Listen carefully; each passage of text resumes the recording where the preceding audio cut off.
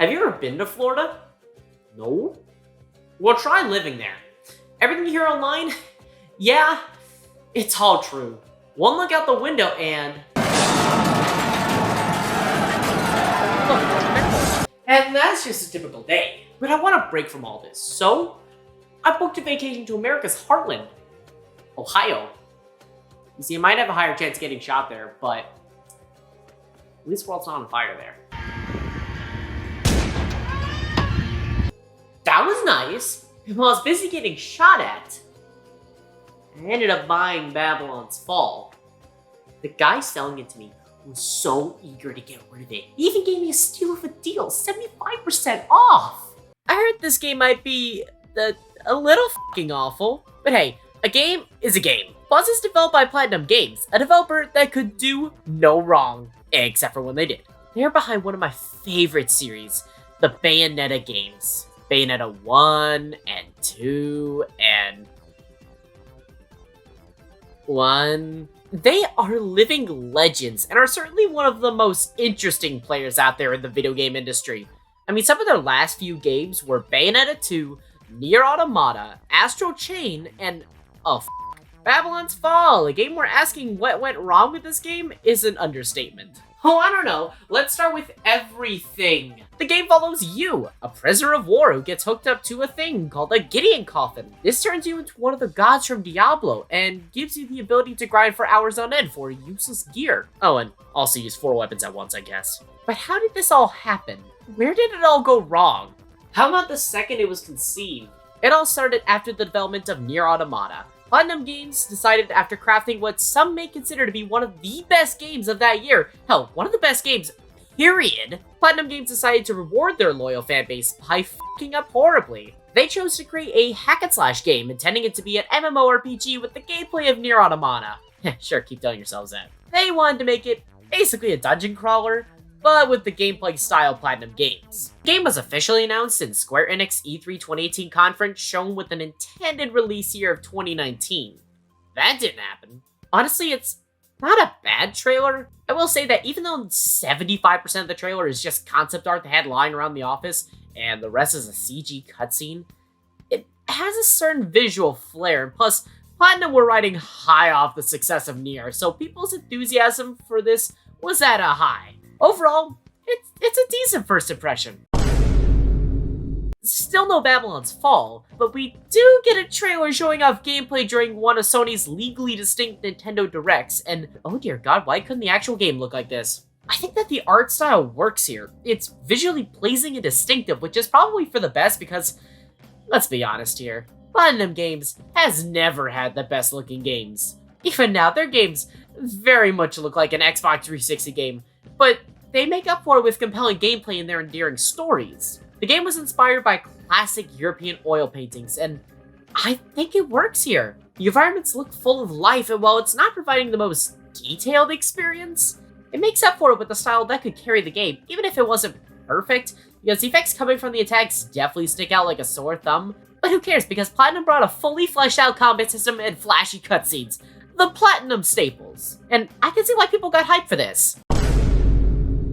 Babylon's Fall is back!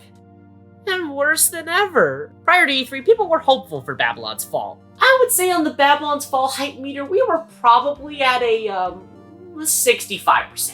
But all of that was dashed when at E3, we got an updated look at the game. If I'm to die, then I'll die for hope, for what little hope there may be. Am I wearing the wrong pair of glasses? Or does this look like ass?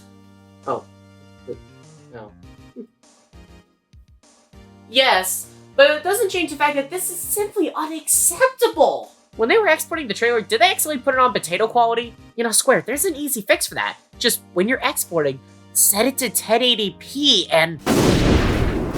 What happened to the impressive painting-like visuals from the last trailers? Did they fire the whole department and bring over the graphics teams from the Xbox 360? This game just legitimately looks like a PSP game upscaled to PS5. The whole game now looks incredibly murky and lifeless. Plus now with this decrease in resolution, it's so hard to tell what's happening. Where I'm aiming, where the enemies are, everything just sort of blends together now. Not only that, but but the game looks so damn slow now. All of the unique combos and Platinum Games' flair has been seemingly kicked to the curb. It's just the same animations and it looks like ass now. So now we're at like a 19% on the hype meter. But look, the developers are talking the game up. Maybe they can salvage this. このゲームは運営型のゲームとして開発しています。 Damn it. Just saying, if a game tries to sell itself by saying that it's a live service game, just swipe left. There's plenty more fish in the sea. Coldplay games that are worth your time and don't just have the bare minimum needed to scrape by. After this, they released a new trailer which gave us a new release date of March 3rd, 2022. They also released a closed beta in the months leading up to launch, but by then the damage had already been done. It was poorly received, but they did take some positive feedback from the beta. They managed to turn off some of the filters used, which lessened my headache a little, but I don't think we should give them much credit for that. They probably just had to push a button and blam, it's slightly less ugly. The day is finally here. Babylon's Fall is released at the worst possible time. They just had way too much competition to deal with. Granted, a single other game releasing was too much, but they had a lot of heavy hitters that released around the time. Gran Turismo 7 released the very next day along with Triangle Strategy. Plus, they still had massive holdovers from February, including Horizon Forbidden West, Destiny 2 The Witch Queen, and, oh yeah, f***ing Elden Ring, which released the week before this. There was certainly no shortage of games to play. This plus the absolutely dismal reviews tanked any chance Babylon's Fall had to sell more than a few thousand copies. Yeah, all of this is to say that I don't think Babylon's Fall did so well. Like, the game didn't even make the sales chart in its first week. That would have to imply that people actually knew this game was coming out. From there, it just got worse and worse until, well, I'm surprised that didn't happen sooner. Just saying, you want someone to leave you alone? Just leave Babylon's Fall out in front of your door. It'll even keep the burglars away. Oh, this guy's got Babylon's Fall. This man clearly has no self-respect. It's gotten so bad that even GameStop, the stalker of 3D Mini Golf Remaster, doesn't even want it, making pretty much anyone who paid for it look like a f***ing idiot. Wait a minute. Oh, god damn it! Well, I paid for it, so I might as well get some use out of it. But after all this time, there can't possibly be that many players left, so how many dedicated players do we have left? Better make that 5, because Babylon's Fall, here I come! Wait, but this is a multiplayer title, and I certainly don't want to look like a loser for the other 4 people still playing. So, it looks like I might need a little bit of help with this one. In fact, I'll get the best team $20 can afford. This game certainly needs it after all. You see, here's my ideal team, and here's what I actually have. But no use in dwelling on the past, so let's move forward, accept my fate, and play Babylon's Fall.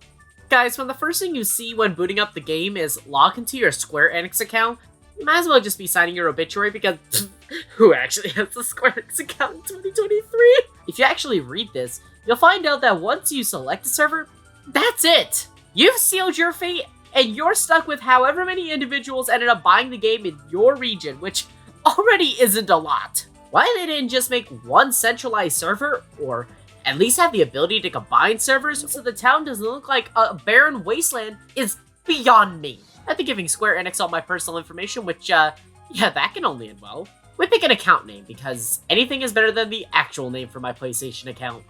Look, I was in 6th grade. Cut me some slack. So, from henceforth, I shall forever be known as the hero, Tylenol. English voices because I'm a dub consumer. I mean, that's not as bad as it usually is. I could be human, humans with cool armor, naked humans, humans with a funny hat, and Birdman. While the Birdman is a big win for the furry community, I gotta go with the Husian because the half-faced tiara is simply precious. Then we get to our character creator, which, tell me how Dark Souls over 10 years ago has more options than this. Honestly, I really can't tell a difference between half these faces. Not that the graphics help give a distinction between them because, man, I can't tell what's supposed to be part of the character design or what's a sad byproduct of all the filters. The fall begins almost immediately once you start the game, as the game holds our character hostage. Either play the game to secede from Babylon, or your character gets it. Us, along with 2 other survivor surgery, and enter the second layer of hell. Mandatory tutorials. Not combat controls, but instead, hey, did you know you could sprint? Or, hey, did you know the camera moves?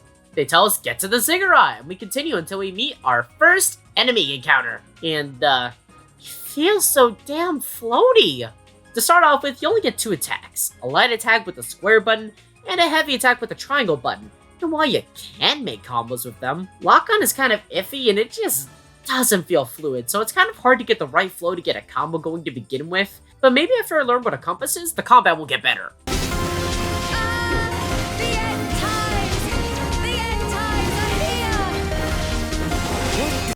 Thank God. So we make it to corridor number 6 and get ambushed. But luckily, he didn't realize we have the power of being the main character. And so after getting a power boost from the gods above, we now have the ability to use the triggers to use special attacks from our spooky ghost hands. They take energy away from our stamina bar and can be used at the same time as regular attacks. I'll swing back to these later because we're too busy celebrating punishing this guy. They explain how Babylonia was a bunch of ruins that the Domitian Empire came to pillage and rifle through for artifacts until the Galu stopped them and now blam, war. Wait, but doesn't it kind of make sense that the Galu want to protect their land and loot and shit? Like, aren't the Domitinians kind of jerks? So, 1 week later... Wait, you're telling me nothing of note happened in 1 week? We see our heroes in a bar, and apparently a week of nothing has left them so tired they barely want to move at all. Turns out these types of cutscenes make up the vast majority of the cutscenes in the game, and I hate this. It feels like they ran out of time and budget and needed something to move what little plot the game has forward. Bayonetta also has these types of cutscenes between missions to flesh out the characters, but there, the writing's actually good. Things there are actually moving, even if they are limited. Plus, the fact that it's a film reel where it looks like an individual shot out of a film just oozes style. Clearly, this style can work when it's done well, but here, literally only the shadows move. Otherwise, it's just boring character conversations that feel like they go on until they heat death of the universe. I'm sorry, we do get one other type of cutscene. You want him to snuff it out again?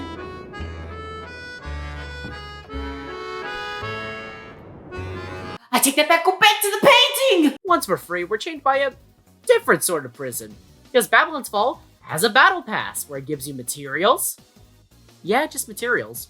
Wow, that's totally worth $10. It's not like I can get more enjoyment out of buying a meal at Burger King. I take that back! Go back! Go back! Here in Babylon, you get a hub world. I never said it was a good one. You have Mass Character 1, who infuses gear, Mass Character 2, who lets you buy materials, a character who lets you change your appearance, and a con shop, yay. Then we delve into the meat of the game, going corridor by corridor, occasionally fighting enemies, and then congratulations! You are winner! Take this piece of armor I wiped my ass with and leave. Which brings me to the loot. After all, this is an action looter RPG, and so the loot is extremely important. Because without good loot, what is there to drive you forward? It's certainly not the story. The game has plenty of loot, but there's only one problem. They're f***ing dumb. Half the loot is just leftover assets from Final Fantasy XIV, and the other half look like ass. Plus, even if by some miracle you find a set you like, or a weapon that's halfway decent, well, sucks to suck, this weapon that's awful to play with has a higher number, switch it out or get f***ed. Sure, later on in the game you'll unlock the ability to meld gear, but the material requirement is ridiculous and just not worth the investment. Oftentimes you'll end up looking so goofy it looks like you wandered in from a completely different game. Boy, get your goofy ass back to the Renaissance Fair. It's just this over and over and over again for 20 goddamn hours. I mean, sure, you get some light enemy variety as you progress, but you know that old saying, you can put lipstick on a pig, but it's still a damn pig? Well, even pigs are more beautiful than this. I will say that out of all the areas this game has to offer, there are 2 good ones, and you barely spend time in any of them. Instead, you get to look at castle, cave, more caves, ice caves. Maybe if you're lucky, you'll get a fire cave. But Tyler, it's not about the environments, or the enemies, or the characters, or the story, or the world. By God, why is it not about any of those? It's about the combat. Platinum's bread and butter. I can see how this could be fun in theory, going through levels, racking up cool combos, and using your ghost hands to whittle them down even more to get a good ranking. The problem is, for one, the rankings don't do shit. It's so damn easy to get a pure platinum, the highest rank in the game, and it's about as good as owning Babylon's Fall past February 27, 2023. They're basically something to brag about to the other 4 people still playing. Second, the combat just isn't satisfying. There's no sense of flow or rhythm within combos. It just feels like a bashing a wall until it eventually gives out. There's no satisfying feedback at all. I'm just mashing buttons until enemy dead, you win. Plus, it's so damn easy. They barely do any damage to you, and when they do, you have more than enough potions to heal yourself back up. Assuming you do actually die, you get 5 extra lives. Not that you'll need them, because the basic enemy simply can't do enough damage to pose any sort of threat. But Tyler, maybe your issue is that you're playing by yourself. Maybe some friends would help out. First of all, friends make anything bearable. That doesn't improve the quality of the game itself. That's not an excuse. And second of all, I already tried that. Weirdly enough, if you've been paying attention, you might have noticed I'm actually getting XP. But there's no levels. It's all based on the gear I've equipped, so what is it actually for? Bragging rights? But I'd still rather go through this dull-ass combat system than deal with the story, where it's like, this is Lycus, and he's got an incurable disease. The only way to save him is to kill the sun. Yeah, sure, keep telling yourselves that. However, this game has boss fights. And as we go to save a person named Sophia, we meet our first boss fight, as everyone just sort of says, you got this guy, I'm way back here. So, he actually looks cool, and he's uniquely designed. The issue is that he heavily telegraphs his attacks. They barely do any damage, and probably the most damning thing of all is I do no damage to this man. You see, I'm the correct level. The issue lies in the fact that these bosses are very clearly skilled for 4-person play. There's only one problem with that. Okay, make that 2 problems. Matchmaking sucks. You can't get anyone the few times you actually need them, as you only get 2 minutes. Then regardless of if you find someone, you're going in, whether you're ready or not. Finding someone to help out doesn't work either, so finding someone to play with is like winning the lottery. Basically impossible. Instead, I ended up fighting this man for 10 damn minutes. Just me, chipping away at his health, because this man is a glorified bullet sponge. Does that sound like fun to you? Was the payoff worth it to beat his ass? Gallagher!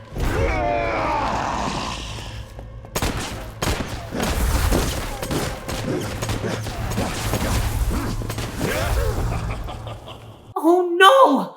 Not that guy! We then decide to go to the Thieves' Cloister because we need to kill some very nasty guys.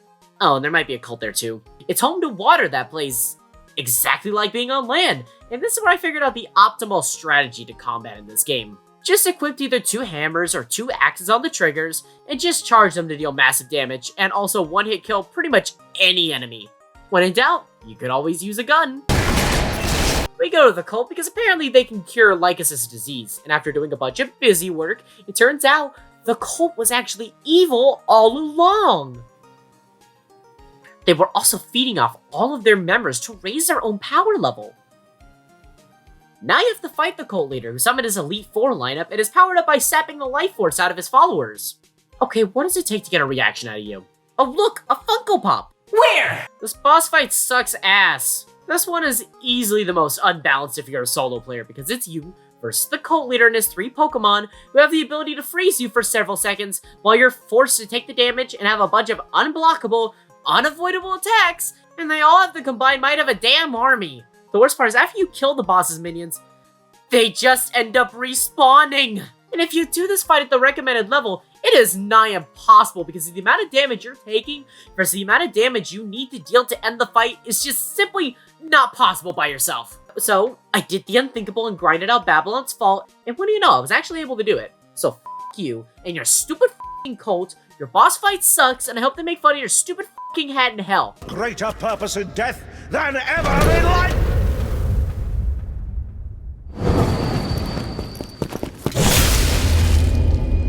Damn, even my character hated this fight. Next, it's on to the volcanic cloister where, when I look at these backgrounds, I can truly see what the team was going for. And it looks gorgeous.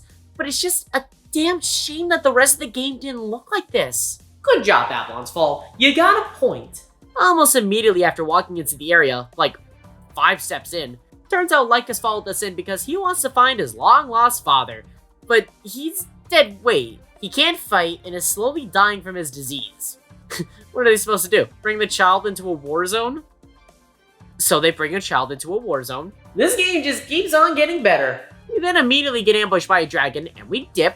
We find out that the floating eyeballs are scouts for the dragon. There's only one problem. The only problem then is how to reach them. Yes, however will my bullets reach them? only for us to run into Lycus' dad's old war buds, who've become a bunch of mercenaries, but still no dad. There was some big battle a couple years back, and turns out he told the knights, "Go, I got this." Only he did not have this, because while he got the Galu to retreat, he was gone never to be seen again. We go to find Excalibur. Oh, and there was a boss fight somewhere in there. I just have nothing to say about this fight. Just more of the same, but less memorable. After a lovely trek in the mountains, we run right into the dragon again, and so we beat up the dragon in a boss fight that, hey, might be more of the same, but at least he has some cool looking attacks. Might be annoying that you spend half the boss fight unable to hit him and waiting for him to land, but he's got the countdown to annihilation, so that's cool. Turns out they wanted to go for a Luke, I am your father type twist, because you'll never guess this, the guy riding the dragon was Lycus' dad the whole time. You know, I'm just gonna stop cutting to you. No, wait! We follow him into what is easily the best looking area in the game, which sucks because we only spend like 2 levels here because this game is allergic to creativity. It's revealed that we can't get these coffins off. They're there for good. So basically, we're slaves forever. And when we get depressed, we turn evil. Hope you enjoy the rest of your life. Good thing we're not phased in the slightest. We fight Lycus' dad, and you wanna guess what I think of the fight? It's actually probably the best fight in the game because while it is a breeze, it's easily the coolest fight in the game because halfway through, he summons the corpse of his dead dragon to come and fight you. It combines both of their movesets. He's got a really cool anime swordsman-like ultimate, and while I wouldn't necessarily call it difficult, it's unique, at least by this game's standards, and is kind of enjoyable. Lycus' father even regains his sanity for a moment, as he looks at his son and goes, "Oh, you found a bunch of strangers. That's great, I don't have the father anymore." So he rides up to reveal the big plot twist of the game, as he throws his spear into the sky to reveal this whole world is a simulated dome. We've been prisoners this whole time, and Isham the mask guy is from the city above that's named Elysium, which is inhabited by a bunch of machines. Alright, so how are they gonna f it up? The good news is they finally give us more combat options. Depending on what race you chose at the start of the game, you get access to a move that uses your Gideon coffin to either close the distance or deal big damage using the circle button, and to infuse crystals into your coffin to give you special effects. We head back and turns out the machines are patching the hole in the sky. Plus, Lycus wants to go into the sky with us, because it's time for Isham's child endangerment plan. Basically, Lycus will come with us so we can hack into the console, which Isham can totally do, but can't because Lycus keeps guilting us with his dead dad. Eventually, after wandering around samey looking hallways, we come across a console, which means it's Lycus' time to shine, while we wander off to find the sun. Something that I've been meaning to say is that if there was a chance of me getting immersed in this game, it's immediately dashed by the fact that after every single story mission, I'm brought back to the damn hub world again! Even when I'm supposed to be in what's basically a higher form of civilization where time is of the essence. But no, I just happened to make time to come back and socialize. Turns out that Isham can teleport, and he knew about this city in the sky the whole time because he was there. Basically, they built a tower to the sun and used it to create the Gideon coffins. The kingdom crumbled because the evil sentinels destroyed it. But enough lore dumping, because our squad finally starts to figure out the drawbacks of bringing a dying kid to a war zone as they get ambushed by the robots. We bail them out, but Lycus figures out where the sun is, and one fake out betrayal later, blam! We're going to murder the sun! If that sounds cool, don't worry, it's not. We fight a literal pile of shit that turns into a golden goddess. Brings a whole new meaning to polishing a turd. So the voice in our head gives us the strength to fight yet another shitty boss. Wait, do my eyes deceive me? Is that an actual player? Holy shit. I did it! I won the lottery! I gotta go celebrate! Looks like it's time to pay up. I'll be taking that. So the day is saved. Our character, who looks like the inside of a rectal cavity, reminisces on our friends of the past. I think. So yeah, we're basically gods now. The game is over, and the voice inside our head is gone. Which means that if you want a narrator for any more missions you want to play, that is another $10, please. Just why? Why are you gonna have this for the entirety of the campaign, but the second we want to do endgame content, now it's a paywall? You can't even use the same voice you've had. You have to get one that's close enough. I thought the publisher of this game was Square Enix, not EA. Hey, now we can put our weapons in power mode. Be happy. Now we have the endgame, where you replay the same missions on a loop until you can finally play Sieges, which is the best way to get good material so you can make decent progress. It's literally just Horde mode. There's duels, where you replay boss fights against harder, even more unoptimized boss fights. Finally, there's Gauntlets, which are the same damn levels you've been doing, but harder and with modifiers. Unfortunately, even when you do unlock all these other modes, it's just more of the same but with better loot. Yay. Let's see, what's left? They had 3 free campaigns that expanded upon the story, which, good for it. I couldn't bring myself to stomach playing more awful story missions, so I passed. What else? I was one of the last people to get the platinum for this game, and this game has the weirdest name filter, because you see, I can call myself Mr. Ass, and this game sucks. But the second I tried to name myself Hugh Janus, the game goes, oh, hold on. This here's gotta be age appropriate for the kids, you see. Yeah, let me name my character Mr. Ass. Like, what? I'm sorry, but I gotta take a point off for that one. I figured I might as well see this game off. I put this much time into it, so I decided to be there on its deathbed to wish it a peaceful death with the 12 other people who cared. We just stared at the sunset until we got the death certificate signed.